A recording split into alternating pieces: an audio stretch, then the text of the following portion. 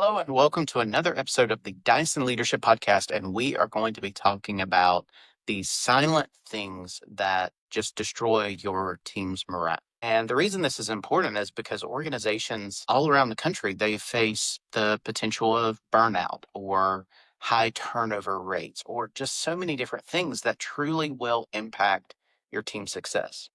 You might be hitting the quotas. You might be hitting the goals every quarter. You might see the employees coming day in, day out and think everything is perfectly fine. But then all of a sudden your best employee quits, or some of your top performers, they feel burned out and they stop producing at the same level. What happens? Is it morale? Is it other things? Well, we could dive into a lot of different topics, but for this episode specifically, I want to talk about morale specifically. Now, these things, they can be subtle.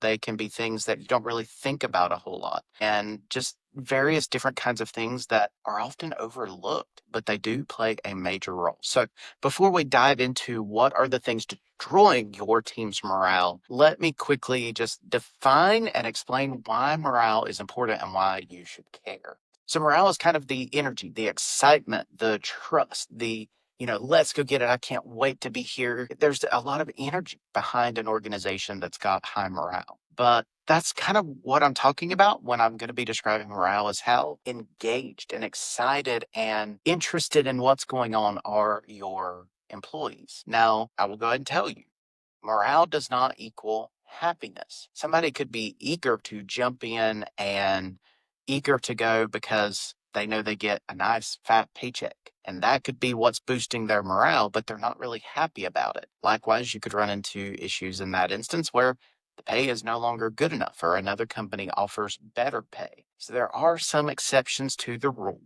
But in general, if you do have high morale and you have people who are engaged, excited to come to work, and they do trust and enjoy what they do, they're going to be more happy, more successful, more productive for your organization, and you are going to notice a difference in your culture. So I've got 5 quiet or hidden things that will destroy your company's morale, your employees' morale, starting off with number 1, and that is lack of recognition.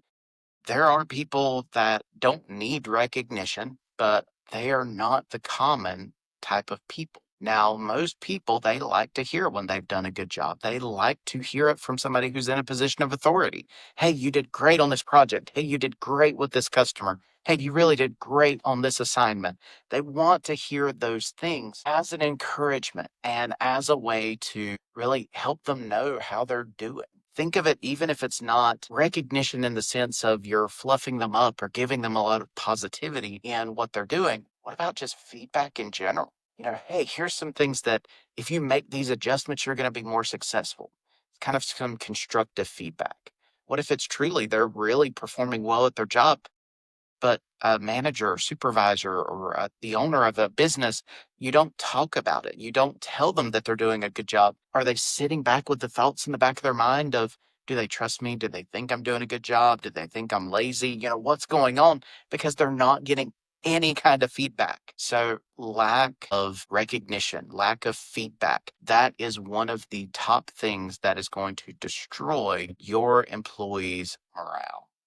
Now, number 2 is somewhat similar. It deals with communication. You'll notice there's several things in here that have to do with communication. But number 2, unclear expectations. So let's be honest. You take a job, you get a list of job descriptions or essential duties. This is what we expect you to do. Now, sometimes those are vague. Other duties as assigned is one of the favorite phrases to tack onto a job description. Things are not always cut and dry there from the beginning. Now, if you have an employee and you say, hey, I need you to work on such and such project, and this is the end goal we're trying to get to, but there's more to it than that. You tell them part of the end goal, but maybe there's a process you want them to do. Maybe there's certain steps that they have to achieve, certain milestones by certain dates. But all you tell them is this project and this end time or this goal at the very end, and they have nothing else to go on. The expectations that you set, the communication, and making sure the information that those employees need is clearly defined and outlined is important. I will equate it to giving a very vague job description. We want you to come in and be successful at customer service. Great. What does that mean? What is success in customer service? What does customer service mean for your organization? What is the metrics that you're going to judge this by? Is it if you hear one customer complain that John is rude and was not fun to deal with, are you instantly going to think that he's a terrible employee? What about the 100 customers that he served and they were all happy, but they just didn't say anything? How are you going to measure it? Because if you are not clear on expectations and how you are going to judge and how you are going to relay these kinds of expectations and give feedback based on these expectations, it is going to absolutely destroy your company's morale. It is immediate of a thing. If an employee feels like they do a great job, they've maybe helped in my example, customer service, they've done great with 100 customers. They have one really bad customer and it is completely out of their control. There is nothing they can do to satisfy that customer. And you come to them and say, you're supposed to make every customer happy. And why didn't you do this? Why didn't you do that? But you completely ignore the 100 that they serviced well. Well, there you're going into the lack of recognition. But two, you might have some unclear expectations, or you might be setting unclear expectations because of your response in those scenarios. So be mindful of how you communicate both the expectations and how you communicate feedback, because both of those are crippling factors to your morale if you do them poorly. So another thing, and this is something that causes a lot of turnover and a lot of unhappy employees, and that is lack of growth opportunities. That is something I use it a lot in my trainings and especially dealing with HR professionals because they need to realize Gen Z and millennials both are looking to rise through the ranks or gain more responsibility, step into leadership roles, especially Gen Z. They really want responsibility and leadership roles in organizations. So if you have a business or an organization and there is no structure for them to grow personally, professionally, step into roles with more responsibility, step into leadership style roles, they're going to leave. It's pretty much a guarantee. And so that is something that will crush their morale. I think of it in different roles that I've seen and been experienced or have been exposed to where an employee comes to supervisors and they're like, I want to learn these things and I want to develop in this way. And I think if I learn this skill set, it's going to benefit the company in this way. And they're looking at all of those factors, but yet we don't have that in the budget. You just need to go do your thing. And okay, well, I want to in my career, I want to become a supervisor, a manager. What are the skill sets? What are the things I can do to pursue that as an end? Well, it really just depends on how good of an employee you are and if there's a position open. There's no path. There's no training or development. There's no investing into the employee. And that lack of growth that is offered will 100% make younger employees leave. Again, millennials and Gen Z especially. That is one of the things that I am so passionate about in my training, working with young professionals and people who are not even managers or leaders, teaching them leadership skills, because that is companies who are investing into those younger groups of people or people who are not at the stage of their career where they're stepping into management roles, but they can. And they're getting the training and the development and the skill sets so that they are prepared to move into those roles to be successful. What I see with organizations that I work with in that training is those employees, sometimes they say, why am I in this kind of role? And then they start to kind of get the picture of, I'm learning these skill sets to work with people and can grow, and I could potentially become a supervisor, or I could potentially move into a more senior role. They start to see the potential that those skill sets and that training has. And likewise with others, I've seen it where maybe they're entry level or preparing to step into a management supervisory role. They're gaining those skill sets and they feel equipped and prepared to grow. You take that away in a lot of organizations, it's going to kill the morale and they're not going to be happy. They're going to be sitting there going, my career's going nowhere. I'm just stuck in this dead end job doing the same thing over and over. There's no progress. Why am I going to stay here? And they will leave for more money if they're going to be doing the same thing or better opportunity. Even in my career, I left jobs for better opportunity multiple times. So that is something you have to consider.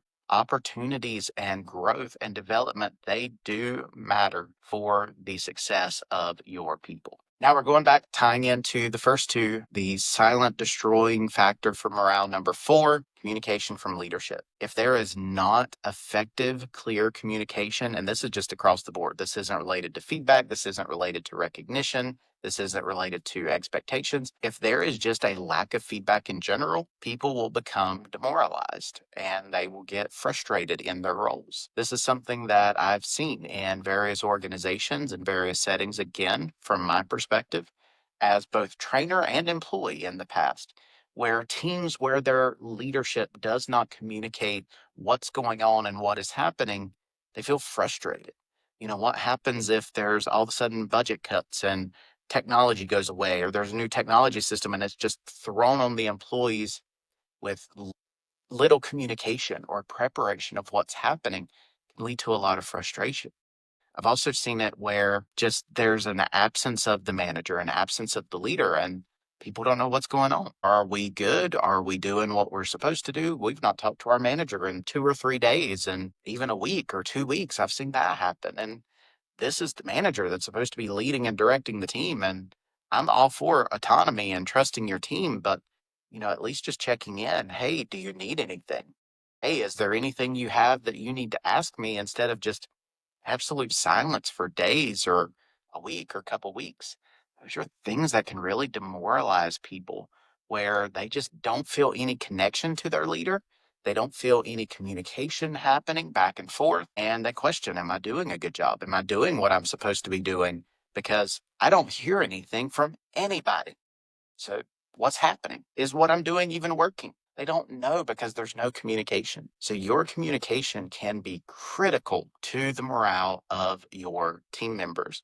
This is the reason I do a lot of training on communication, soft skills, interpersonal skills, disc assessments, disc workshops, that kind of thing, because people need to communicate and know how to communicate with their team. That will make or break a lot of organizations. Last, the silent destroyer, number 5, and that is tolerating toxic behavior or toxic workplace conditions. So if this is something, let's say you are in senior leadership and you have somebody who is more entry, mid-level leadership, you're getting constant complaints of them being a micromanager. They are just criticizing and tearing down their team. There is no positivity. There's no encouragement. There's no positive feedback. It is nothing but critical. They're harsh. They're rude in a lot of instances. They're very short. They're unavailable. You're getting all of this toxic behavior that is coming out. And this is what you keep hearing as a senior leader. What do you do? Do you address that? Do you deal with it? Do you potentially find somebody else to lead that team or that department? Or do you just let it slide? Now, if you let that slide, what that tells your team members or your employees that are seeing this and dealing with that on a regular basis, that their opinion doesn't matter. Their viewpoint doesn't matter. Their well-being doesn't matter. All you care about is that person apparently in that role, not their behavior. It's the same if you have an employee who is absolutely lazy. They are getting nothing done. They are not productive. They never meet any goals, any quotas, any criteria, absolutely nothing. They're a complete non-productive employee, and you let them stay. You don't do anything. You don't try to engage them, find out what's going on. You don't try to help them improve their performance. You don't challenge them to become better. You just let them ride, and they're sitting there collecting a paycheck when everybody else is doing all of their work and probably picking up slack from this other person. If you allow that toxic behavior to continue without anything happening, it will demoralize the rest of the team. They will get frustrated. Why am I doing this person's work? Why am I doing all this extra because this person over here is not doing anything? They're sitting over there playing games on their phone, or they're sitting there, watching videos or watching Netflix while on the job. They're not doing anything. And we're sitting here busting our tail trying to be successful. By tolerating the toxic behavior, I hope none of you do that that's listening to the podcast, but if you tolerate that kind of behavior, then you are going to demoralize the rest of the team. They're going to get frustrated, they're going to get irritated, and you will lose the good employees because you tolerate a bad one. Sometimes you are better off addressing the toxic behavior or getting rid of a bad employee or a bad person in a specific role than you are trying to just let it ride out and thinking they're going to figure it out. They're going to just improve and get better, because you will slowly demoralize the rest of your team, frustrate them. They will become unhappy and they might potentially quit. And instead of having one bad employee, you might lose 2 or 3 off your team. So it will destroy morale and it can drastically hurt your organization if you are not careful. So there's 5 things that can really hinder a organization's morale, a team's morale. So what do you do to combat that? What do you do? Obviously, do the opposite of everything I described. If I described anything as bad, just do the opposite. That's already one part of that. But here's a couple things that are actually actionable for you. Ask for feedback. Ask your team, how are they feeling? What do they need? Do they feel connected? Is there anything communication wise that can be done better? Just ask. You might get some really weird ideas. Let's be real. Sometimes you get some crazy ideas. You might get some genuine, authentic kind of feedback that's, I really feel like we're lacking in communication in this area. Great. How do you improve it? Because if you take that feedback, you act on it, and you improve the area of the problem, guess what? You just raised employee morale because their opinion matters, their feedback matters. You listen to them, you take into account what they say, and you potentially worked on or solved a problem. Already right there, you're making big gains. The next thing is celebrate the wins. This is something big I always focus on, but I always celebrate the wins. If somebody accomplishes something that's in their professional development, they earn a degree, a certification, or any kind of training class, celebrate it, call it out, make sure they're recognized. If you do really good on a project, an initiative, or a new customer that is sold in some way, draw some attention to that, recognize it, give credit where credit is due, and it will definitely improve morale.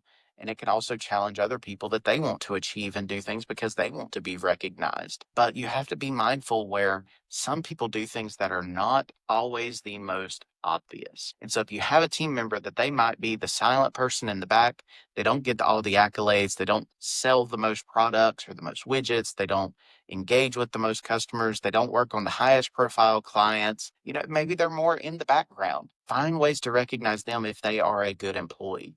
Because if you take notice of what they do, how they are performing well, and you give that recognition to them, that will boost their morale. But it's also an encouragement to the team because I guarantee you the rest of the team probably knows what they're doing too. And they see them as a great good support employee. They're helping the overall success of the organization, the team. So by giving them that encouragement, that recognition plays a big role in the team dynamic. So here's some final thoughts for you. Your employee morale, your team's morale, it's not just about free lunches, the pizza party, or just giving a pat on the back, telling somebody it's a good job. It's deeper than that. A lot of it does go back to communication. How do you communicate, recognize, give feedback, help people improve and do better? Those are all the things that you need to think about as you're looking to keep your employee morale high. I've got 2 challenges for you coming out of this podcast that I want you to consider. Number 1, ask yourself, are any of these 5 silent destroyers currently happening or existing within our organization? If they are, how do we stop them? And how do we improve moving forward so they do not wreck our morale? Number 2, I challenge you, go in to your team at some point in the next week after listening to this podcast, after you hear this challenge, and just ask them for some feedback. How are you doing? How are you feeling? What's something that you need that could make your job better or make you more efficient at your job? Engage with the employees, ask them for feedback, see where they are at. And I guarantee you, if you actually are serious and legitimate when you do that, it will boost the team's morale because they realize you as a leader then care about them. And that's ultimately one of the biggest things. People care about how you treat them. I hear the quote all the time, and it comes to mind here in this instance. People won't always remember what you do for them or do with them, but they will remember how you make them feel. If they feel secure, they feel appreciated, they feel valued, they feel like you genuinely want to see them successful, that feeling is going to matter a whole lot more for morale than throwing them a pizza party or giving them a free lunch or something of the sorts. That is going to make a bigger impact. So I hope you enjoyed this podcast, these 5 things that could potentially hurt employee morale. Be sure to leave us a rating, a review, like the video wherever you are engaging with this content. Be sure to help us spread the word, get this out there. I hope you enjoy. I hope you subscribe, follow along, and join us again as we are constantly putting out leadership content. Be sure to check out our website, dysonleadership.com, for more resources and information about training. And I will see you in the next podcast.